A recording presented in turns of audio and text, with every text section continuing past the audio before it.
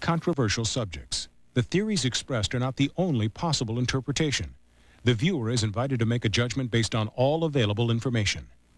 Tonight on Sightings, the search continues for America's most wanted cult murderers when we uncover the shocking truth behind mass mind control. If I started murdering people, there'd be none of you left. Do they possess supernatural powers? Then, superhumans that do possess amazing powers of strength. And have we discovered the secret to ghostwriting?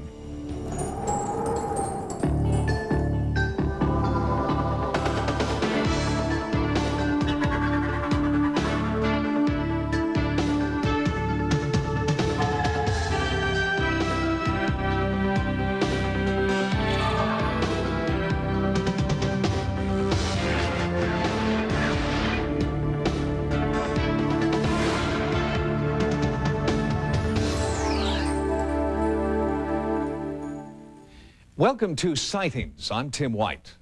On tonight's edition of America's Most Wanted, you've just seen what can happen when a cult leader goes out of control. Now on Sightings, we explore just how Ervil LeBaron, a sadistic cult leader and brutal murderer, seems to control the minds of his family even now, 12 years after his death. There are 27 known victims of Ervil LeBaron's murderous cult family. Since his death in 1981, the family claims Ervil LeBaron has sent execution orders from beyond the grave through his privately published hit list called the Book of the New Covenant. Investigative journalist Scott Anderson, author of the 4 O'Clock Murders, has done extensive research into the 18-year history of the LeBaron case. Although Ervil had died in 1981, the LeBaron story had gone on and become much more bizarre and much bloodier after his death. Sightings has set out to investigate if there really is a supernatural power that cult leaders like Ervil LeBaron possess. What is behind the mystery of mind control? And what makes someone give up their rational mind to follow an irrational cult leader? Outrage and shock. We feel it time and time again when cult members perform heinous crimes. Why then are so many drawn into cults? And why are some cult members willing to do the bidding of leaders like Charles Manson, Jim Jones, and Ervil LeBaron? We'll have our full special report on the LeBaron cult later in the program. But first, a look at how mind control can be used toward a different, more benign end. There are people who claim to have harnessed a deep inner energy that allows them to perform superhuman feats. Scientists are at a loss. They can't explain the source of these mysterious powers. It's not a phenomenon exclusive to the West. In almost every culture throughout the world, there are people who appear to have superhuman powers. How is it possible for these people to endure the excruciating pain of needles and rods? Where does the strength come from that enables this man to pull an airplane single-handedly? When we see these kinds of phenomena that we don't understand, it's easy to call it magic. Once we understand it, we call it science. This is really important that scientists do take a closer look at this kind of phenomenon. If even one person can do it, it shows it's possible. In Russia, we discovered a man whose superhuman abilities seem to be more than just the result of mind overpowering body. Valery Lavrenyenko is renowned throughout his homeland as a real-life Superman. He has abilities that go far beyond the bounds of what is accepted as humanly possible. Sightings' first encounter with Lavrenyenko was at the Moscow Aquarium, where he tried to best his own personal record by holding his breath underwater for 15 minutes. He believes his startling abilities first began after a paranormal encounter as a young boy.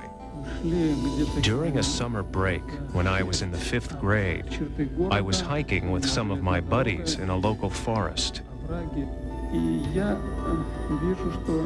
Suddenly, I saw a shining object that reminded me of a plane.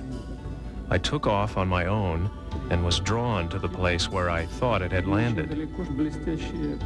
All of a sudden, odd shining stones were flying at me. I thought, run or you'll be hit. But it was too late. There was a powerful blow to my head, and blood was pouring from a wound. For years, it was a mystery to me, until recently, when information about UFOs was allowed to surface in Russia.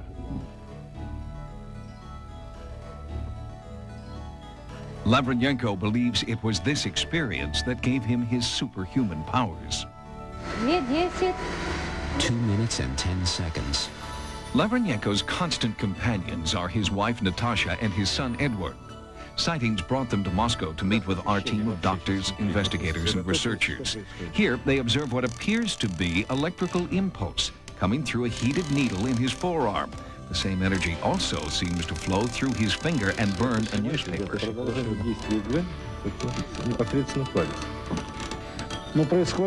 It's coming out not from his nail, but from his finger, from the depth of his body.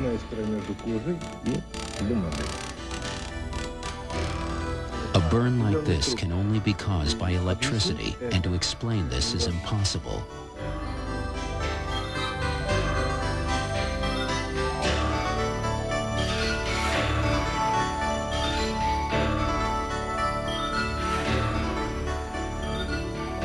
$4:50.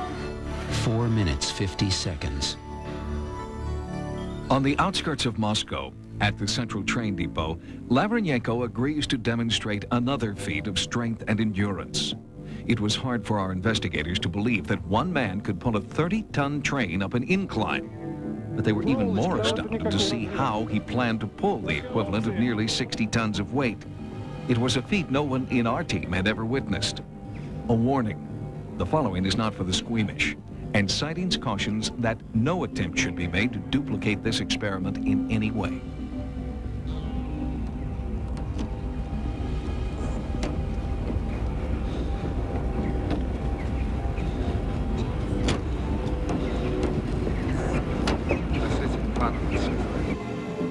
Using pliers, Lavrenyenko inserts two 8-inch wires through his forearms and then attaches the wires to a rope that is connected to the train.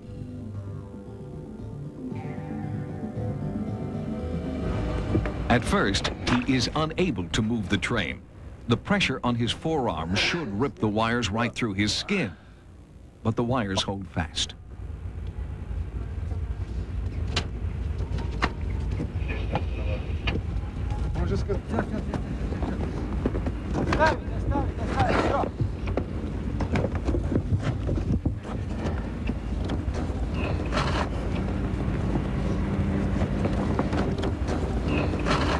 Despite the fact that he is pulling the equivalent of 60 tons, Lavrenyenko barely bleeds, and the wires remain intact.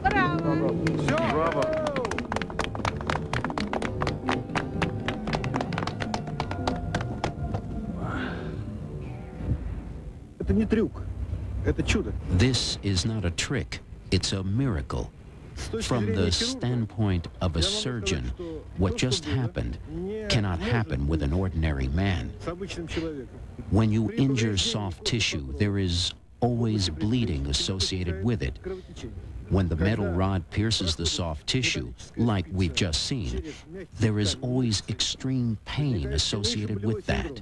And furthermore, there was 60 tons of pressure on his forearms. How all that's possible, I just don't understand. There are lots of documented cases of controlling bleeding through the power of the mind. That's probably one of the last great frontiers in medicine. Right? It's not just a matter of pain control, but it's also a matter of controlling bleeding. All right? What kind of vasoconstrictors? How did he actually close off those blood vessels when that needle went through his arm? I think the place to start is honoring the phenomena. Study the lack of bleeding. Study the electrical phenomenon demonstrated here. Study the ability of people to exist for long periods of time without oxygen. There's enough contained in any one of these phenomena to force a reevaluation of how mind and body work. After nearly 7 minutes underwater, Lavrenyenko began to surface. Although he didn't break his own record, for most people, just 2 minutes without oxygen could cause some brain damage. But Lavrenyenko emerges unscathed. Science always progresses like this. It's the odd example that one studies to find out what the boundaries of reality really are. That's how we paint the canvases and shred the old models, by studying the things that just don't fit in. Although Lavrenyenko has performed superhuman feats that few, if any, can duplicate, the doctors and scientists that we spoke with believe that his powers are not his alone. They suggest that all of us have the same potential to control pain, endure physical stress, and achieve a greater degree of strength. In the future, we may all learn how to use our minds to unlock our full physical potential. Coming up, what supernatural powers of mind control do cult leaders possess? If I started murdering people, there'd be none of you left. The shocking investigation next. Now we return to our special report on Ervil LeBaron, the man whom some believe demonstrates the power to give execution orders from beyond the grave. It's a sad fact that LeBaron's use of mind control is nothing new in the annals of crime.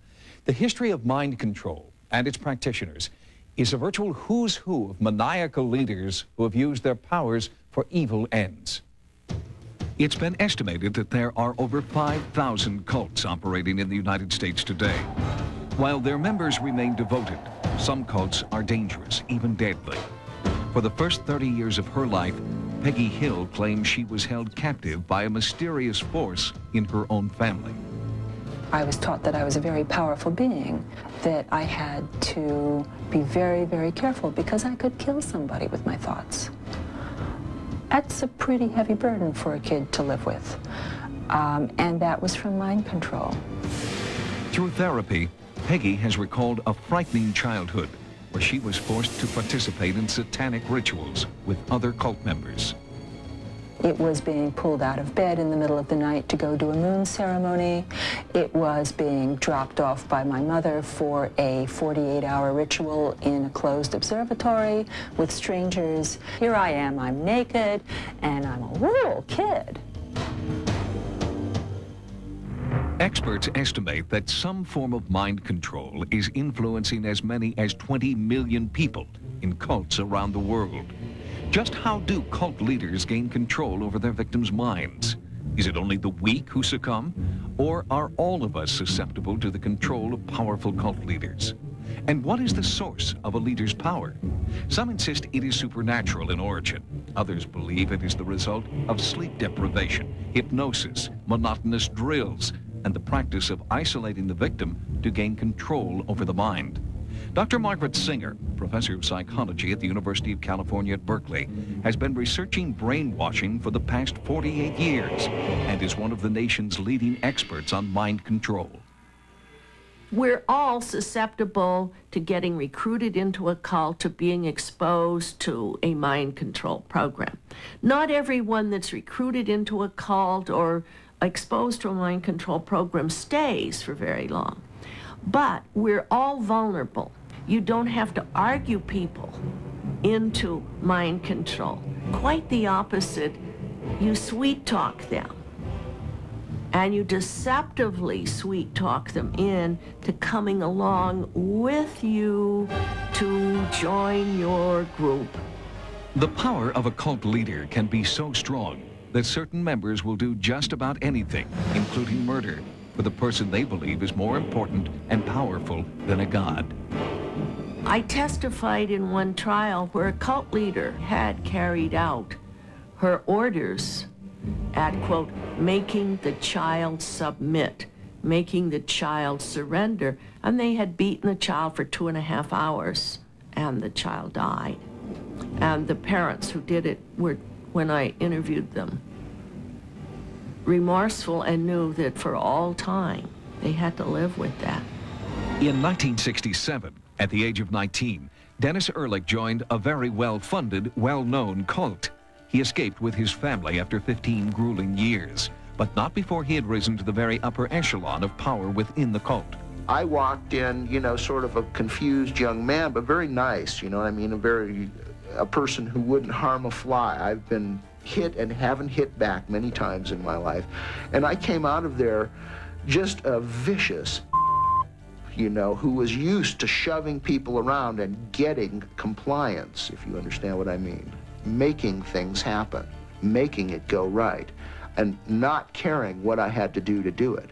So I had quite a bit of power and responsibility within the organization. I would liken my position to the quality control officer in a brainwashing factory. Yeah, I'm the guy who makes sure all the brainwashing is standard. The worst of it is the kidnappings that occur, the brutal mental treatment of people in dark corners of their buildings where they're pounded by 5 or 6 people to confess certain crimes, the kind of mental punishment that breaks a person because he has nowhere to go. When Dennis objected, he himself was severely punished. I was locked under guard in a sub-basement of the Fort Harrison Hotel in Clearwater, Florida, for 10 days. A place where somebody like Jeffrey Dahmer would bring their victims to do their thing to them. A scary place to be locked or under guard. Dennis finally had the courage to take his family and walk away from the cult he had given his life savings to, the cult he had called home for 15 years. I could not have pulled myself from the orbit that I was in and pulled my family from that orbit were it not for something in me that says you cannot put your children through what you're willing to go through. Dennis credits the counseling he received from the Cult Awareness Network with saving his life and the lives of his family. One of the network's directors is Patricia Ryan. My father, Congressman Leo Ryan, was assassinated by Jim Jones's People's Temple members in 1978 in Jonestown, Guyana. That's the incident that most people associate with the dangers of cults. But it wasn't until 4 or 5 years later that I got involved with the Cult Awareness Network, and that was really as a result of my sisters joining a cult shortly after my father's murder. Since then, Patricia Ryan has devoted her life to helping victims of the People's Temple and other dangerous cults overcome the lasting effects of mind control. It's amazing what people will do in order to get somebody else's approval. And if you're not a real strong person and you're not real aware of what's happening to you, that's the first step to a long line of things that you never in a million years would have believed that you would have been capable of. I have been through hell with this. I just want to warn people away from it, stay away from it. I wasted 25 years of my life, 15 years in and 10 more years to recover from this. And I just have to start all over like a new person. We have to, as a society, remain aware that the cult phenomenon is still with us and is ever present and is a danger always. Awareness is just the first step to eliminating murderous cults. Until we find a way to neutralize the influence of cult leaders, they will continue to be a danger. Believe me, if I started murdering people, there'd be none of you left. Joining us now is Dick Forbes, Assistant Chief Investigator for the Salt Lake County Attorney's Office. Lieutenant Forbes has been investigating the LeBaron cult for the past 18 years. Lieutenant Forbes, thanks for being with us. Thank you. Ervil LeBaron exercised mind control over his followers, and he had specific techniques. What were they? Basically, the way he controlled people, Tim, was, first of all, he was a very powerful communicator. He had influence over people. He was a good salesman. He would separate people from society once he had convinced them that he was right, and that way the only input that they had was from the cult and from him rather than from the outside. He would then create paranoia within those individuals' minds, making them believe there were enemies out there that wanted to get them, and that he was their only protector. He would then infect them with his own teachings and beliefs, making them believe that he had supernatural powers, if you will, or that he spoke directly to God, and that what he told them was absolutely right. Ervil LeBaron was not the only cult leader to claim that his powers were supernatural. Have you seen this evidenced in other contemporary cult leaders? Yes, I have. In the studies that I've made of several groups, I think Jimmy Jones exhibited that, and you can see where he took those people. He separated them down in Ghana. And Charles Manson, he took his group to the Spahn Ranch. Is the LeBaron cult finished now? I think it's effectively neutralized at the moment. There are 2 individuals that are still fugitives, Aaron LeBaron and Tarsa LeBaron, who we believe probably are in Mexico, who are dangerous in my opinion and can still wield influence over other members of the family. But I think, as I mentioned before, they're probably effectively neutralized right now, and hopefully we'll be able to apprehend and prosecute those other 2, which I think will certainly slow it down. Lieutenant Dick Forbes, thank you very much for being with us. Thank you, Tim. And we'll be right back with more Sightings in just a moment. When we return, Are there spirits here? have we discovered the secret of the Polaroid ghostwriter? A special update next. Recently, we brought you a special report about the appearance of so-called ghostwriting on Polaroid instant film. Well, since then, we have continued to search for answers to what might be causing the phenomenon. One plausible explanation has come from Michael Weber, a professional magician who agreed to try to duplicate the ghostwriting under our own controlled conditions. During our initial investigations, dozens of pictures were taken that showed some kind of anomalous or ghost writing, and we were unable to find any evidence of a hoax. Enter professional magician Michael Weber, who claimed he could duplicate the ghost writing under close scrutiny. I invited him to our controlled studio. Michael was given one of the cameras from the ghostwriter house and a pack of factory-sealed Polaroid instant film. He was not allowed to examine or handle the camera or the film prior to this moment. You can ask the question either before or after I take the photograph. I'm going to ask the question before. Okay. Are there spirits here? We'll leave the camera right here so you can keep an eye on that. All right, I'm going to turn it to the camera. Okay, it's coming up now, and it says, "We are here." I can produce identical, if not very similar results by completely natural scientific means, and all that does is put everybody back at square one, where either possibility, the possibility of spirit manifestations or the possibility of some other means, are on equal playing ground. Although Michael Weber produced his own ghostwriting, he does not rule out the possibility that the phenomenon could have a supernatural origin. Our investigation continues. If you've had a paranormal experience, call our Sightings hotline at 1-900-740-SIGHT. Each call 75 cents a minute. Average call lasts 2 minutes, and you must be 18 years or older. Again, the Sightings hotline is 1-900-740-7483. Join us next time for new investigations into the unexplained. For Sightings, I'm Tim White. Sunday, Married with Children's Christina Applegate and David Faustino host Fox's Slam Dunk Comedy Lineup, starting with a special movie presentation of Don't Tell Mom the Babysitter's Dead. Then, after an all-new Married with Children, Rodney Dangerfield guest stars in an all-new and living color at a special later time. Now, stay tuned for more Sightings.